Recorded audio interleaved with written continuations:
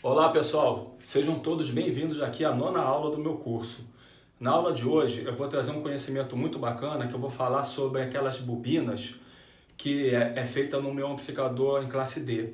Porque tem muitas pessoas que não estão sabendo fazer aquela bobina, principalmente com núcleo toroidal que eu mandei enrolar no sentido de filtro de linha. Tem muitas pessoas que falam, poxa, eu não sei enrolar no sentido de filtro de linha, então eu vou mostrar o que é isso, enrolar um núcleo toroidal no sentido de filtro de linha.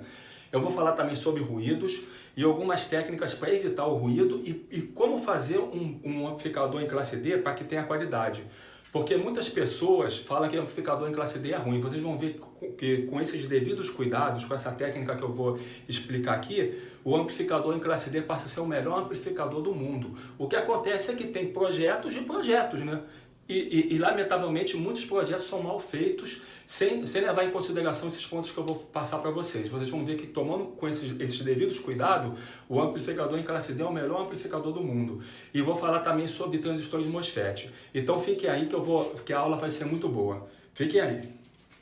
Bom pessoal, vamos começar então pelos MOSFETs, tá? Porque os MOSFETs é importante porque eles são os principais causadores de ruído, já que eles são excelentes chaveadores. Eles manipulam a potência de chaveamento, eles geram ruído. Então é bom começar por eles para depois ir no ruído especificamente. Isso aqui é um desenho de um transistor MOSFET canal N, é esse aqui de baixo, a seta está entrando.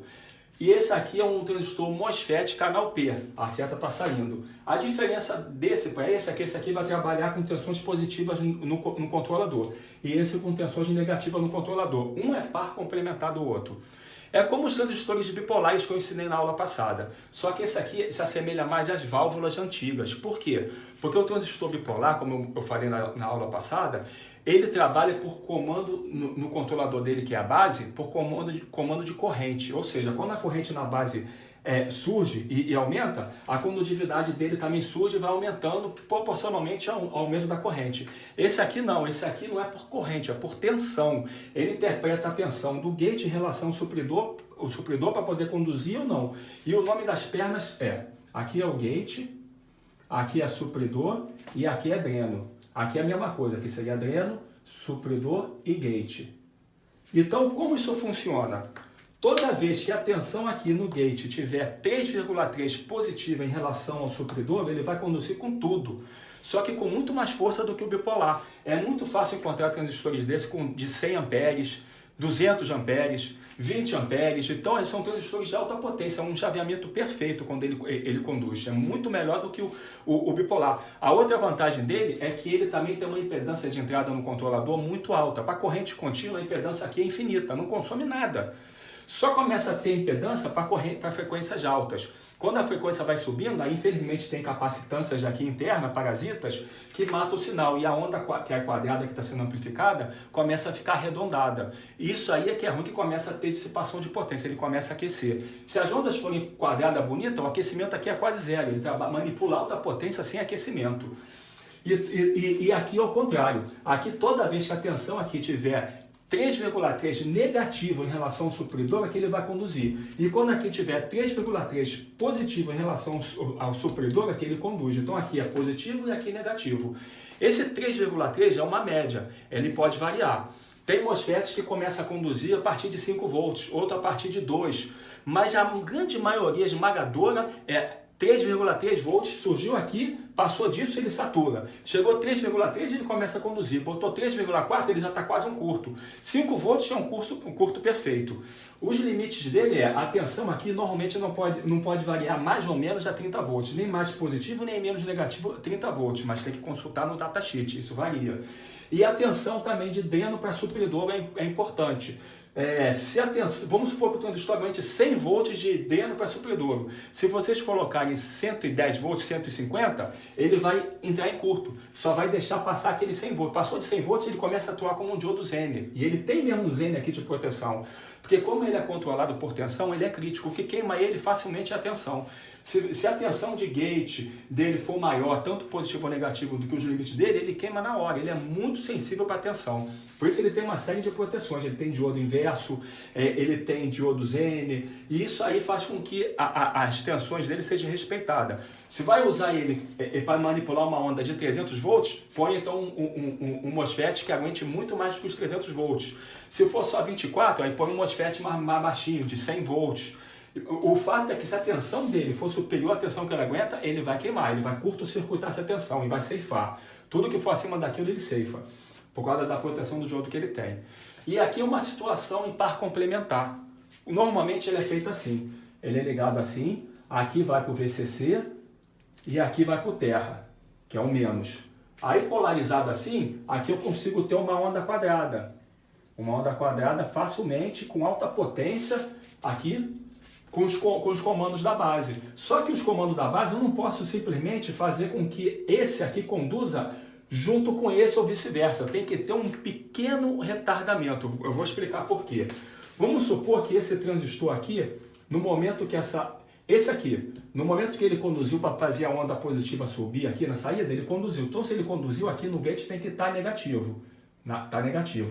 Só que antes dele ficar negativo, esse aqui já tem que entrar no corte, porque não pode os dois conduzirem junto. Se esse conduzir junto com esse, eu vou curto-circuitar. Então esse tem que entrar no corte primeiro que aquele conduz. Então esse aqui caiu para ele conduzir, mas antes disso esse aqui já estava baixo. Já estava baixo. Aqui eu vou botar o pontilhado em tempo real. Esse aqui já está baixo. Aí ele vai ficando baixo e isso aqui vai ficando alto. Quando inverte a polaridade, o que acontece? Esse aqui tem que entrar no corte primeiro que esse aqui conduz. Então esse aqui logo sobe para entrar no corte. Mas esse aqui continua no corte, ele ainda não pode saturar.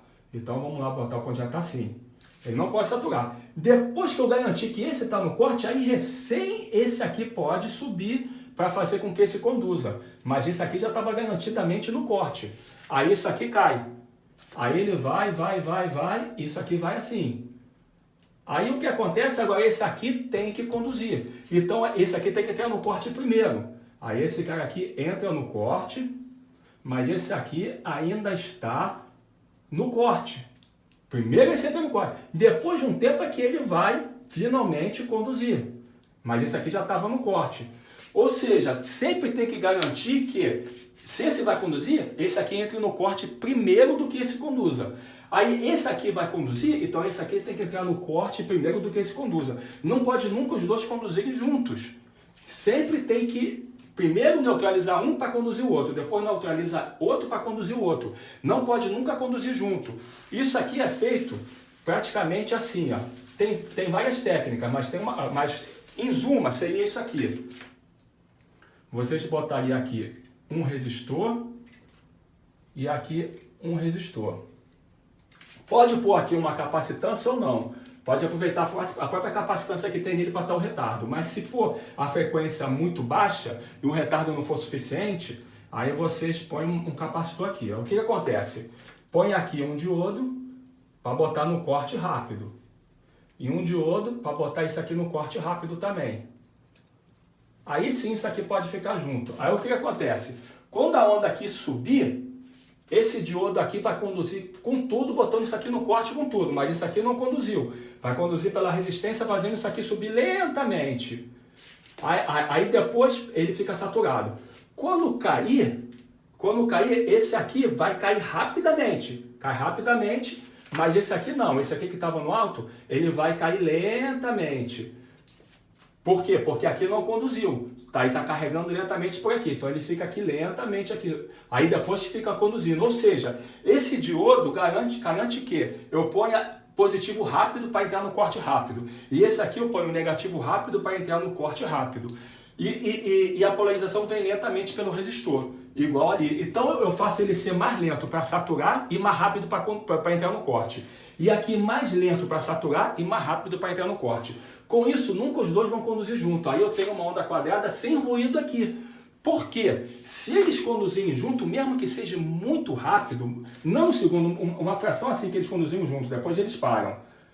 Só esse período muito pequeno, vai ser tão pequeno que vocês nem vão se dar conta. Porque ele não vai aquecer, porque embora aqui eu tivesse tido 1000 watts de potência, os dois conduziram junto com 500 watts, vamos supor, mas é em nanosegundo, muito rápido. Então a potência aqui é muito pequena, ele não vai esquentar, vocês não vão se dar conta. Só que isso vai gerar um ruído, mas um ruído tão interferoso, digamos assim, vai interferir tanto, que o amplificador em classe D vai ser uma porcaria, porque ele vai começar a gerar ruído. O que acontece?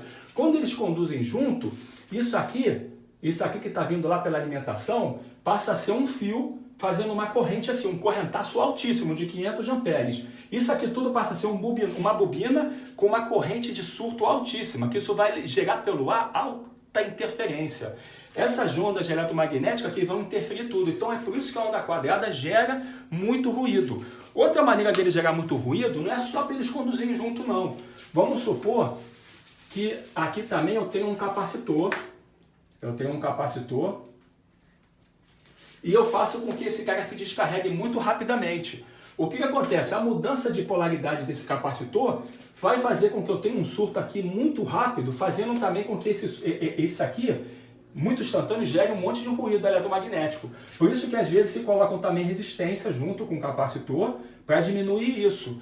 Quando ele tem um valor muito baixinho, nem precisa muito, porque às vezes você quer que ele seja rápido mesmo. Então é aquele negócio que você tem que avaliar.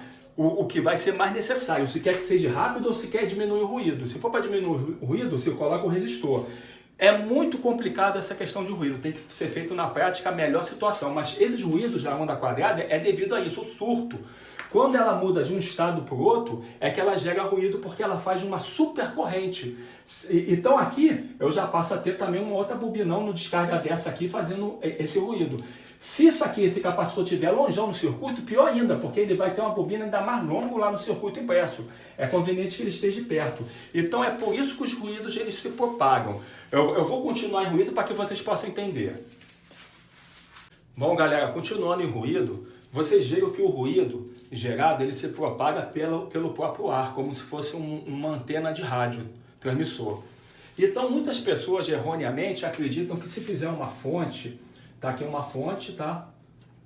Uma fonte, descer, e aí bota aqui um capacitor gigantesco, para um capacitor de muito alto valor, de 100 mil microfarads, para que o ripple aqui seja quase zero, para que tenha uma corrente contínua pura, achando que com isso você vai eliminar o ruído da onda quadrada. Não adianta, não elimina, porque como vocês viram, o ruído está implicitamente interno na condução da onda quadrada.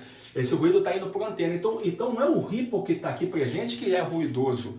Não adianta nada sair botando capacitor, botar inclusive às vezes até bobina aqui, outro capacitor, achando que na linha de mais B é que está o ruído. Existe sim o ruído de linha de mais B, que tem que ser evitado. Mas esse é o ruído mais fácil que tem para se eliminar. O ruído pior é o eletromagnético gerado pelo surto das ondas quadradas. E esse ruído não adianta aumentar o filtro que você não resolve. Por isso que as pessoas não conseguem resolver, porque não sabem a origem da coisa. Então é importante que isso fique claro. Outra coisa também importante, o que faz com que as placas não funcionem, as placas de circuito impresso gerem ruído não funcionam, é o seguinte. Vamos supor que você tem aqui, por exemplo, um módulo gerando onda quadrada, um 555. Aí ele está alimentado pelo mar B e está fazendo uma onda quadrada aqui. Esse 555 está gerando ruído aqui, está puxando e deixando de puxar a corrente nessa variação aqui, nesse surto. Aí é recomendável botar aqui um capacitor aqui para evitar esse ruído. Mas o que a pessoa faz? Em vez de botar o capacitor coladinho nas pernas de alimentação do 55, o que a pessoa faz? A pessoa chega e põe um capacitor aqui. Põe um capacitor aqui. Aí esse capacitor vai, alimenta um transistor, aí vai, alimenta um resistor, aí vai dando a volta, aí que chega aqui. Aí a pessoa acha que esse capacitor, porque está na linha, está tirando o ruído gerado aqui. Mas não, porque ele está longe. Esse capacitor aqui, esse surto vai passar por tudo isso aqui, que vai ser um bobinão, vai ser um fio, e o ruído vai estar gerado aqui, indo pelo ar, fazendo com que tenha ruído eletromagnético, além de ter quedas de tensões nisso aqui, que vai ser introduzido para cá pela linha de mais B. Então é fundamental que esse capacitor esteja aqui. Por isso que às vezes em circuito eu ponho um capacitor aqui, aí aqui também gera ruído, põe um outro aqui, aí aqui gera, põe um aqui também. Aí muitas pessoas que não sabem nada e acham que sabem muito, o que fazem? O cara botou na linha de mais B 3 capacitores de valor pequeno. Eu vou tirar os 3 e vou botar um só com valor equivalente dos 3, porque está em paralelo, então se é ponto 1, ponto 1, ponto 1, põe aqui um de ponto 33 e resolve tudo. Não é assim. Não vai resolver nada. Por quê? Porque no local onde está o capacitor muda a coisa, porque tem um lugar estratégico para evitar o ruído ao longo da transmissão. Outra coisa também que pode ser feito no circuito impresso é, por exemplo, a alimentação vem daqui, o mais B. Aí isso aqui está conduzindo aqui, fazendo ruído, tudo isso está vindo aqui, por aqui. Se a fonte estiver vindo por aqui, mudar o sentido, em vez da fonte entrar por aqui, ela entra por aqui, alimenta primeiro o que faz mais ruído, aí daqui vai embora. O que vai acontecer? A maior queda de tensão vai estar aqui, num comprimento pequeno, e não no comprimento grande. E aqui não vai ter ruído nessa linha. Então não é conveniente que a alimentação venha daqui e dê a volta toda para chegar. É melhor que ela venha aqui e aqui com baixa corrente que alimenta o resto. Então, aonde você põe, alguns casos fazem até pistas paralelas, ou seja, a alimentação está aqui e aqui também tem que vir. Só que o que o camarada faz? O camarada faz isso aqui, ó. Aqui está a bateria que alimenta, aí alimenta aqui. Em vez de eu vir por aqui, eu faço um outro fio paralelo para aqui.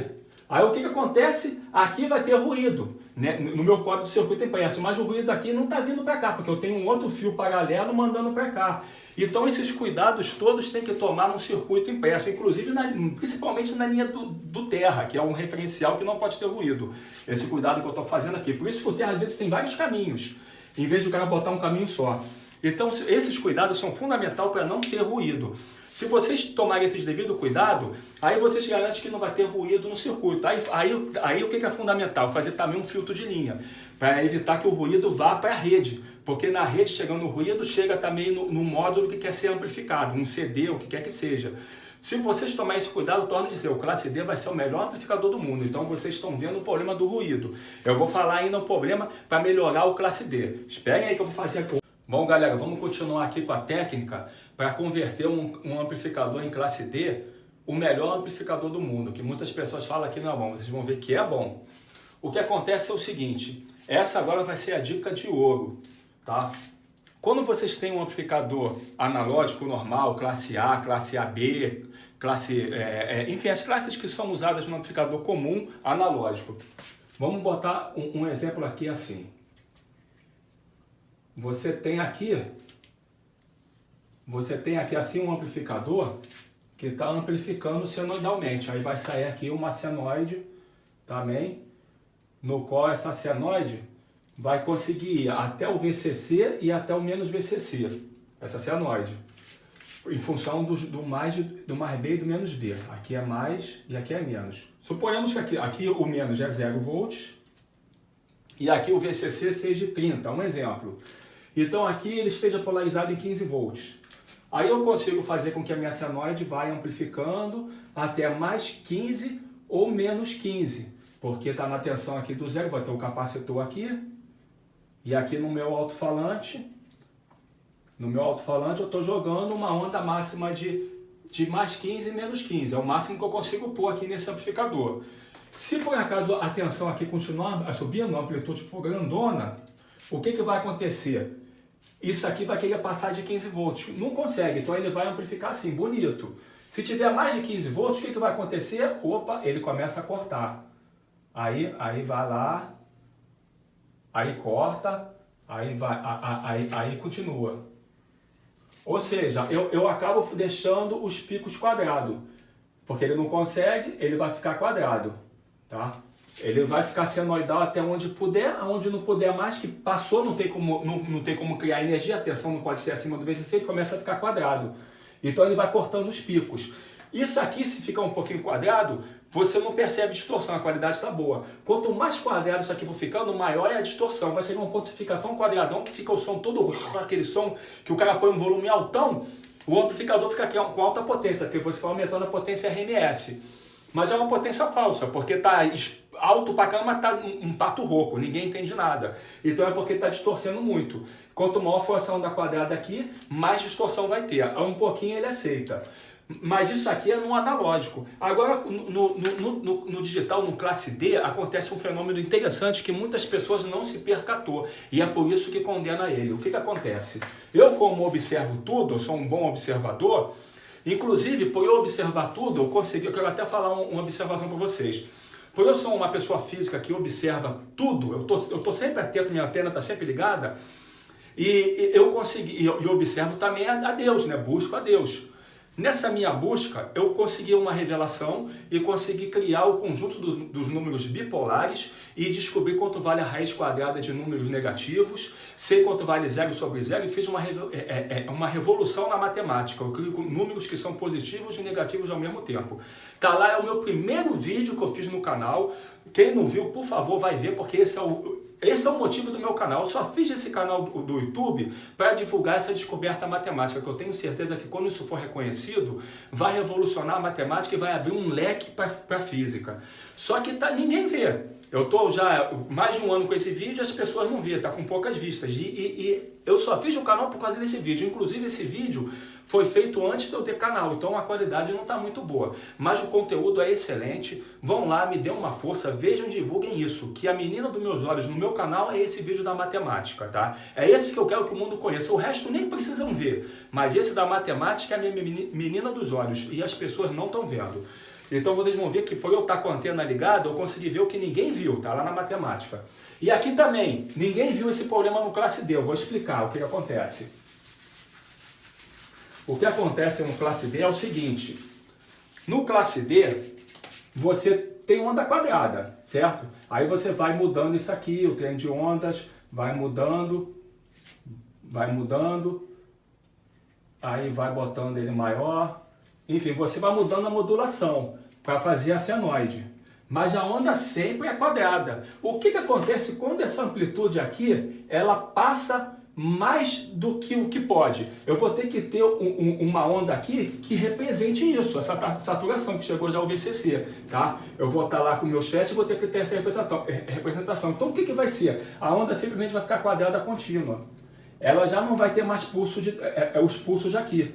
Não vai ter. Nesse período que a tensão ultrapassou o VCC máximo que pode ter, da representação da senoide, a minha onda fica quadrada direta. Ela para de ter pulsos. E isso é que produz a distorção. Eu vou explicar por quê. Só que é uma distorção não linear como no analógico. É uma distorção bizarra. Por quê? O que acontece? Você tem aqui os FETs que estão lá fazendo um chaveamento. O FET está fazendo um chaveamento. Aí aqui eu tenho o meu filtro indutivo. O que acontece? Aqui eu tenho minha onda quadrada. Quando esse cara aqui entra no corte, e esse aqui conduz, essa tensão aqui, ela não vai para o zero que está aqui. Ela vai querer uma tensão negativa muito imensa. Só que vai ter um diodo aqui, isso é por causa do filtro da bobina. Esse é um efeito que vai sempre dentro da força contra-eletromotriz da bobina. Esse diodo aqui que vai conduzir inversamente para o transistor MOSFET não queimar, e essa tensão aqui que não ia para o zero, vai querer ir para menos 100 volts, uma tensão muito, muito negativa, vai vir não para o zero, mas senão a 0,8, 0,7 volts, que é a tensão do diodo negativo. Então a tensão aqui vai ficar abaixo do zero. Só que quando ela descer, ela fica abaixo do zero momentaneamente, depois ela sobe e fica no zero. Aí você vai ter, na verdade, você tem isso aqui, ó. Você tem isso aqui. Mas se você for observar bem, aqui está um pouquinho mais alto do que aqui. Ela fica mais ou menos assim, porque ela subiu um pouco mais depois que ela cai. Então, na verdade, eu vou ter isso. Só que não é imperceptível no osciloscópio. Mas, na verdade, tanto aqui como aqui também. Aqui também. Eu vou ter isso. Sempre na inversão, ela vai querer subir mais por causa do diodo ou vai querer cair mais do que o VCC e menos do que o terra. Eu vou ter esses ruídos aqui. Só que esses ruídos vão estar presentes em todos os meus trens de onda, em todos vai estar presente esse ruído. Então ele é imperceptível. Só que quando a onda deixa de oscilar e ela passa a ficar contínua de novo, eu vou ter um período, naquele período de saturamento que a tensão ultrapassou, eu vou ter um período onde eu vou ter uma onda quadrada sem esse ruído. Tanto para o positivo como para o negativo. É como se ela estivesse fazendo isso e de repente, quando ela ultrapassou, ela ficasse fazendo isso aqui. Aí depois ela voltasse a fazer de novo. Tá?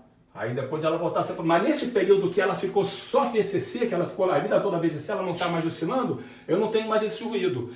Isso aqui, lamentavelmente, parece insignificante, mas isso vai gerar um ruído infernal. Só que esse ruído no sub-UF aqui, ou no UF, não se nota, porque o UF é para frequências lentas e ele não vai notar. Mas no tweeter e na corneta, no mid-range, isso aqui vai dar um silvado, um ruído, uma distorção, um pato rouco que vai estragar a qualidade, vai matar a qualidade. Aí o que a pessoa fala erroneamente e burramente? O classe D não serve para agudo, só serve para grave. Aí ninguém consegue projetar um classe D bom para agudo por causa disso. Porque ele vai sempre chegar o ruído no tweeter e no mid-range na corneta. As pessoas acham que ele é ruim para agudo, mas não é ruim para agudo. Então tem uma solução para evitar isso. A solução é fazer com que, mesmo quando ele chegue nessa parte aqui de saturação, ele continue tendo uma resposta, ela se abre ao máximo, mas ela continue oscilando e continue fazendo isso. Ela não fique toda hora aberta, ela continua oscilando, mas que ela abra o máximo dela sem abrir além dela não inverter mais, que ela abra o limite máximo. Como é feito isso? Aí que vem a jogada, a solução que eu dei para solucionar esse problema. Eu fiz o seguinte, por isso que os meus amplificadores são bons para agudos, não tem distorção, não tem ruído, não tem nada, porque eu dominei o ruído e dominei essa grande falha do classe D que ninguém sabe. Estou falando de primeira mão aqui, porque fui eu que inventei o classe D, embora muitas pessoas não acreditem, e eu sei todas as falhas. E eu vou dar aqui a solução para essa falha, de primeira mão. A solução é o seguinte, você tem aqui o sinal analógico. Esse sinal analógico, que vai ser amplificado por um classe D, você vai ter aqui o classe D para amplificar, tá? Eu tenho aqui o classe D para amplificar. Esse sinal que vai entrar aqui para ser amplificado no classe D, ele vai ser convertido numa onda quadrada. Ele vai ser convertido numa onda quadrada para ser amplificado. Só que a referência desse sinal, que vai fazer com que essa onda quadrada largue ou diminui, tem que ter limite na amplitude. Ela pode subir até um determinado ponto. O que eu faço para que ela não suba além do ponto que vai fazer com que essa oscilação deixe de oscilar e comece aquele ruído? Eu faço o seguinte, eu pego aqui um resistor, coloco aqui o resistor, coloco o diodo e um diodo, assim. Então o que acontece? Agora acontece o seguinte, fazendo isso aqui, essa minha onda aqui, ela vai fazer assim, ela vai fazer assim, em cima do diodo, porque aqui tem 0,1 volt e menos 0,1 volt. Então não conduziu nem esse nem esse. Aí a onda está assim, 0,3 volts e menos 0,3 volts. Não conduziu nem esse nem esse. Agora a onda está assim, 0,5 volts e 0,5 volts. Não conduziu nem esse nem esse. Agora a onda está assim, 0,8 aqui, 0,8 volts e 0,8 volts. Se eu tenho 0,8 volts aqui, esse diodo aqui vai conduzir, que ele começa a conduzir quando chega a ponto 5. Então o que vai acontecer? Opa, eu começo a cortar aqui. Aqui vai começando a ficar quadrado. E aqui começa a ficar quadrado. Ou seja, eu limito que aqui no máximo chegue a ponto 5. E menos ponto 5, por causa dos diodos. Então o meu sinal referencial analógico de entrada, ele é limitado. Pode continuar subindo, mas cada vez vai ficando mais quadrado e não aumenta a minha amplitude. Então eu começo a ter o sinal de entrada com a distorção igual de um amplificador normal analógico, que já começa a ficar quadrado. Esse sinal aqui com limite de amplitude que vai ser convertido em onda PWM, em onda quadrada, para ser amplificado no classe D. Então eu vou ter trem de pulsos que vai abrir e fechar, mas nunca vai deixar de abrir, nunca vai deixar de fechar, ele nunca vai ficar aberto direto e nem fechado direto. Ele vai sempre ter que ter as variações, porque eu tenho limite na minha amostragem. Então eu nunca vou ter aquele ponto de saturação no qual ele vai ficar totalmente contínuo positivo ou totalmente contínuo negativo. Então sempre vou ter aquele pequeno ruído. Sempre vou ter aquele pequeno ruído aqui, e aí eu corrijo essa falha dos classe D. Porque eu ceifei a amplitude e eu faço o ganho misturo os sinais de modo que justamente essa amplitude seja a amplitude que dê a máxima variação possível na minha modulação.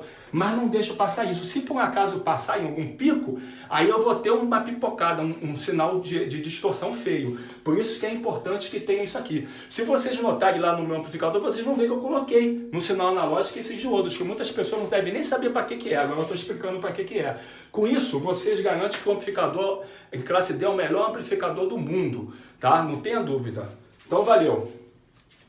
Bom, galera, vamos finalizar a aula de hoje com a explicação daqueles indutores para vocês que estão querendo montar um amplificador em classe D. Que eu deixei no Drive virtual o esquema e vou deixar também na descrição desse vídeo o Drive para baixar os esquemas, como venho fazendo sempre depois que eu criei o Drive. Bom, primeiramente, vocês vão precisar de um multiteste que mede em bobina. Tá? Um multiteste que mede em bobina normalmente é assim. Tá? Ele tem uma escala mais baixa de 200... a escala mais baixa é de 2 mH. Normalmente é assim, a mais baixa é 2 mH. Mas tem um multiteste que mede bobina que ele chega até 200 microhenry. Essa aqui é a mais baixa. Só que esses multitestes são muito caros. Se você tem um multiteste que chega até 200 microhenries, não vai ter problema nenhum. Vocês vão medir com precisão e fácil a bobina, tá? Porque nessa escala dá para medir aquelas bobinas pequenininhas de 10 micro, de 20 micro. Mas se o multiteste de vocês só vai até 2 mil, aí vai ser um pouco complicado. Mas dá para fazer também, eu vou explicar como.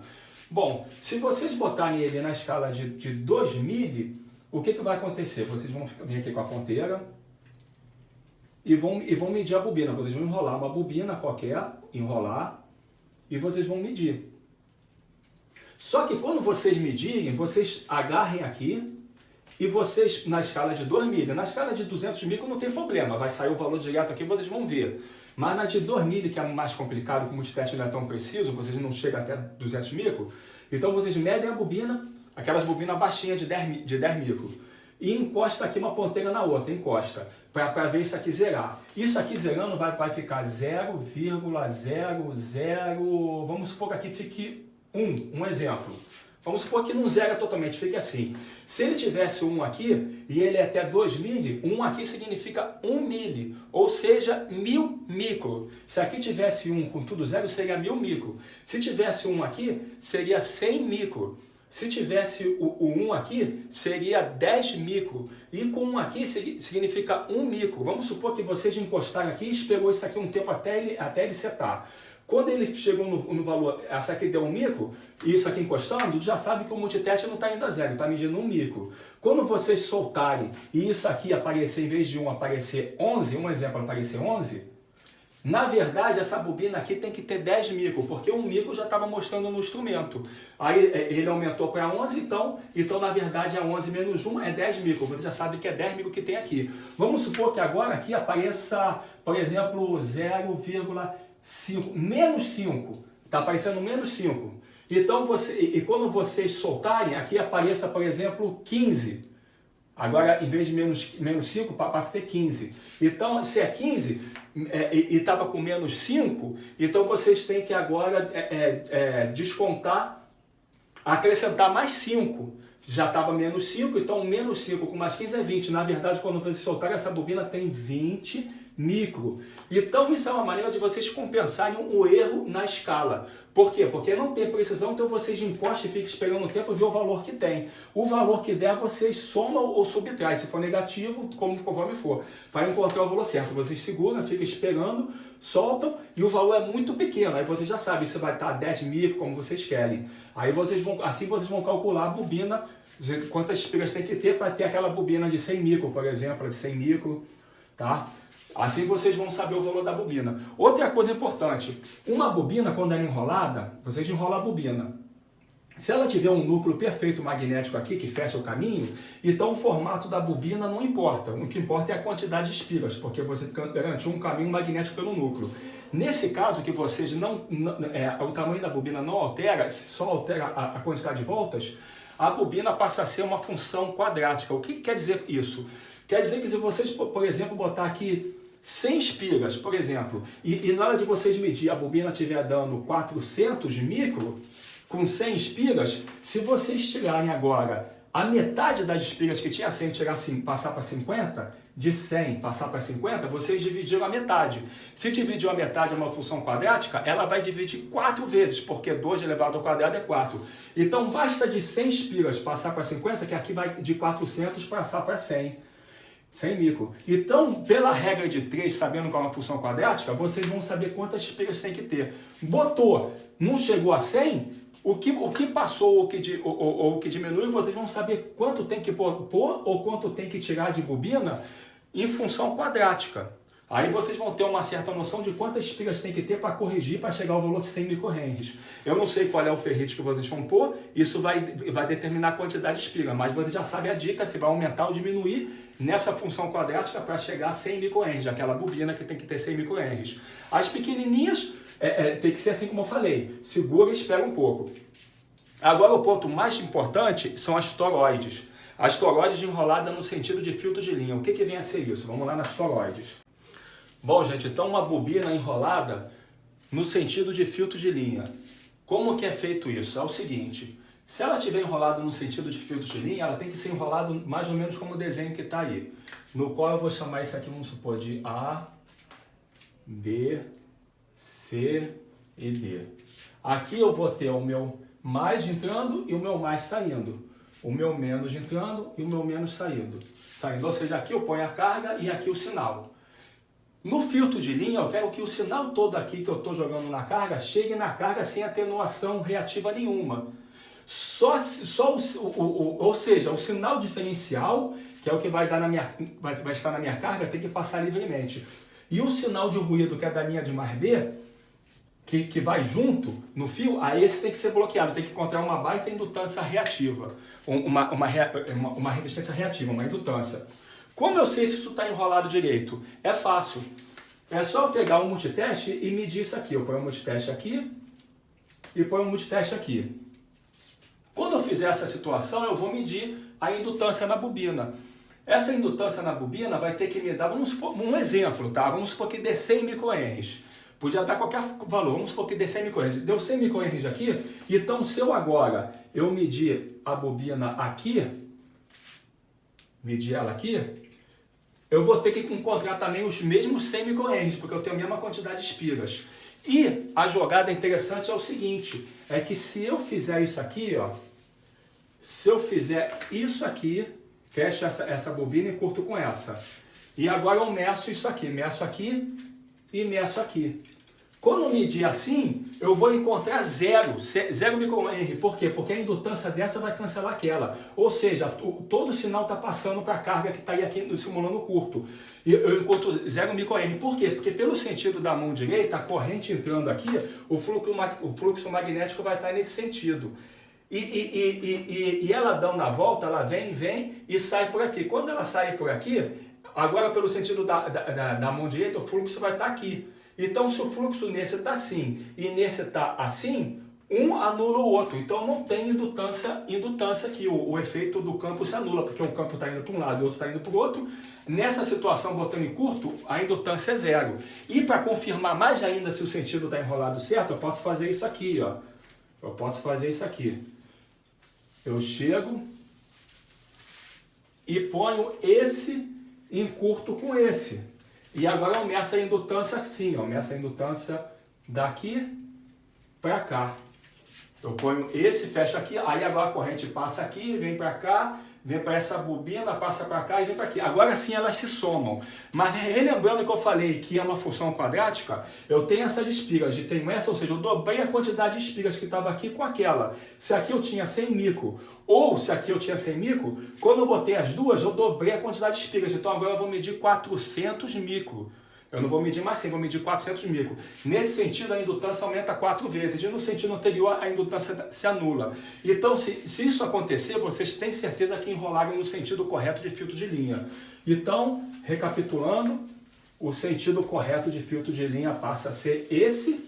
Aí aqui vocês vão botar a carga de vocês, pode ser o alto-falante no caso, de tal maneira que o sinal diferencial vai passar livremente, vai tocar aqui, sem atenuação nenhuma. Mas o sinal do ruído da linha de mais B, ela vai encontrar uma alta impedância aqui, reativa, indutiva, e vai ser bloqueado. Então isso é um sentido correto de filtro de linha. Agora lembrando que para esse sinal de ruído não passar, não é bom botar uma bobina em cima da outra, por isso que eu enrolo uma aqui e a outra separada aqui. E as espiras também não pode ficar uma em cima da outra, senão a capacitância que vai ter de espira para espira vai ser um capacitor parasita aqui e pelo capacitor o ruído vai passar. Por isso que tem que tomar cuidado para a bobina ser um bom filtro de linha, tá?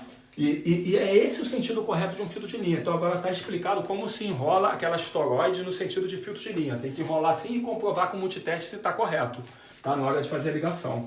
Então, gente, eu espero que vocês tenham gostado. Por hoje é só. Eu estou querendo entrar no meu canal também em tudo que vem a ver com painéis solares. Eu vou querer fazer inversores, no break, carregador de bateria, coisas de painel solar, porque isso é a bola da vez. É o que todo mundo está curtindo e tá acompanhando na internet. Tá na moda isso. Só que isso necessita um investimento muito grande. Eu não tenho verba para isso. Então eu conto com vocês para o meu canal crescer, porque no dia que o meu canal crescer e eu tiver tendo uma receita suficiente que eu possa fazer esse tipo de investimento, comprar osciloscópio, baterias caras, transformadores caros, aí sim eu vou fazer no breaks, vou fazer carregador de bateria, eu vou entrar nessa linha de painéis solares. Só que gasta muito, eu não tenho dinheiro para isso. Eu estou esperando o meu canal crescer. Então depende de vocês me ajudar para que eu possa ajudar vocês. Quando o canal estiver ganhando bem, eu vou entrar nessa linha. Então é uma promessa, mas vai depender do progresso do canal, que vai depender da ajuda de vocês. Eu espero que vocês tenham gostado, fiquem com Deus e até o próximo vídeo. Tchau!